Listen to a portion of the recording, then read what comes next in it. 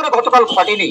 আমরা দেখেছি মাজার ভাঙার ঘটনা, আমরা দেখেছি যথেচ্ছ ডাকাতির ঘটনা, আমরা দেখেছি বিভিন্ন জায়গায় বিভিন্ন ভাবে অরাজকতার ঘটনা। এই ঘটনাগুলো প্রথম থেকেই যদি প্রশাসনিক ভাবে কঠোর হাতে দমন করা হতো, হয়তো এতদূর পর্যন্ত আসা লাগতো না।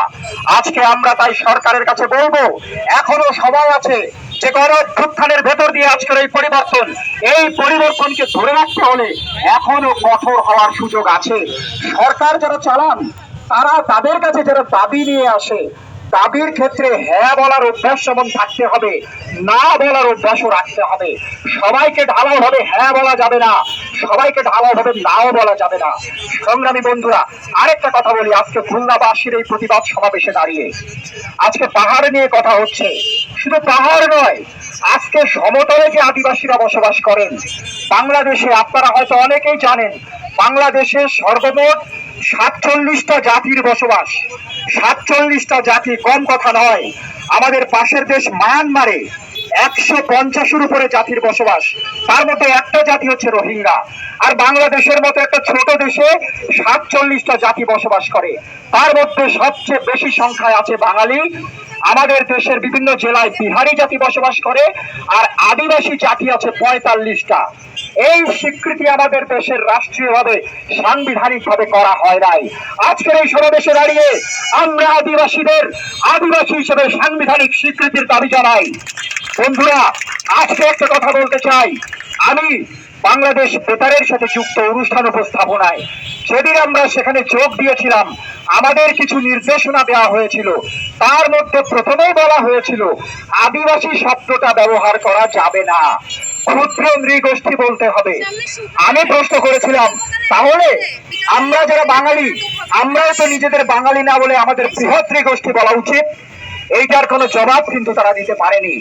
বন্ধুরা, আজকে এই যে বাংলাদেশে আদিবাসীদের আদিবাসী কেন বলা হয়, আমি ছোট্ট করে একটু ব্যাখ্যা দিতে চাই সবার জানার জন্য। আদিবাসী তারাই যারা তাদের আদি সংস্কৃতি ধরে রেখেছেন, তারাই হচ্ছেন আদিবাসী। একটা উদাহরণ দেই, বাংলাদেশে বাঙালিরা বাংলায় কথা বলে, খুলনার মানুষ সেই বাংলার টোনে কথা বলে, বরিশালের মানুষ কিন্তু ওই টোনে কথা বলে না, সিলেটের মানুষ ওইভাবে কথা বলে না, চট্টগ্রামের মানুষের বাংলা তো বোঝাই যায় না। কিন্তু সারা পৃথিবীর যেখানে একজন সাঁওতাল থাকুক, সাঁওতাল ভারতের হোক, ঝাড়খণ্ডের হোক আর দিনাজপুরের হোক, তার ভাষা, তার পোশাক, তার খাবার, তার ঘর, সমস্ত কিছু একই রকম।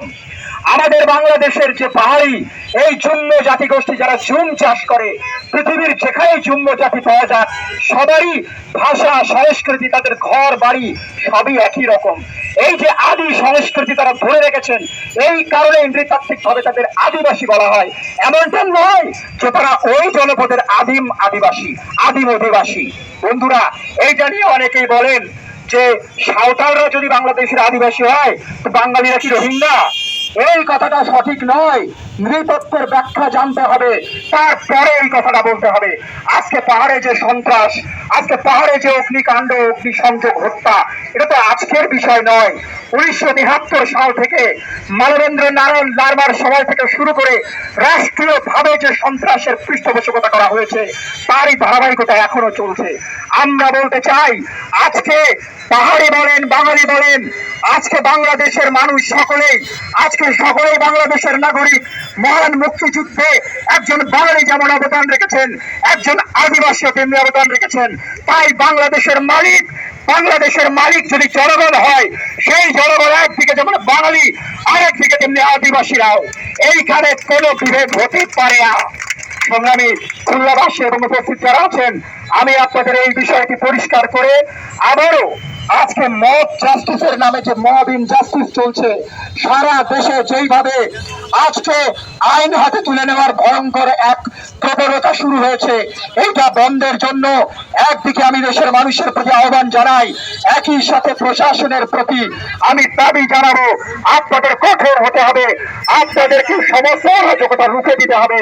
আমরা রক্তের বিনিময়ে যে অভ্যুত্থানের ভেতর দিয়ে দুঃশাসন মুক্ত হয়েছি, সেই দুঃশাসন মুক্ত বাংলাদেশের অর্থ এই নয় যে এই দুঃশাসনকে নতুন চেহারায়, নতুন লোকের হাতে নতুন করে আমরা ফিরিয়ে আনবো। আগামী দিনে অবশ্যই আমাদের বিজয় হবে, সেই প্রত্যাশা রেখে আপনাদের সকলকে আবারও শুভেচ্ছা জানিয়ে এবং পার্বত্য চট্টগ্রাম সহ দেশের বিভিন্ন জায়গায় ঢাকা এবং জাহাঙ্গীরনগর বিশ্ববিদ্যালয়ে যারা প্রাণ হারিয়েছেন তাদের প্রতি বিনম্র শ্রদ্ধা জানিয়ে, তাদের পরিবারের প্রতি সহমর্মিতা জানিয়ে আমার কথা শেষ করছি। আমাদের জয় হবেই, আমরা করব জয় একদিন। সবাইকে ধন্যবাদ। আসলে আমরা আজকে এখানে খুলনা একটি মুক্ত প্ল্যাটফর্ম এবং মুসলিম শিল্পী গোষ্ঠী এবং খুলনা সাধারণ মানুষ এবং খুলনা বিশ্ববিদ্যালয় এবং অন্যান্য বিশ্ববিদ্যালয়ের ছাত্ররা আমরা আজকে বিক্ষোভে